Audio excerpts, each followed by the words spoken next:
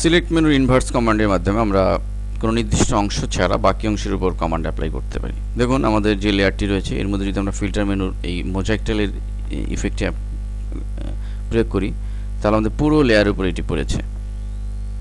এখন যদি আমরা এই ইলিপ্টিক্যাল মার্কিং টুল দিয়ে একটু সিলেক্ট করে এতটুকু সিলেক্ট করলাম, করে যদি আমরা এই কমান্ডটি অ্যাপ্লাই করি দেখুন তাহলে কি দাঁড়াচ্ছে, ততটুকু অংশের উপরে এই কমান্ডটি পড়েছে।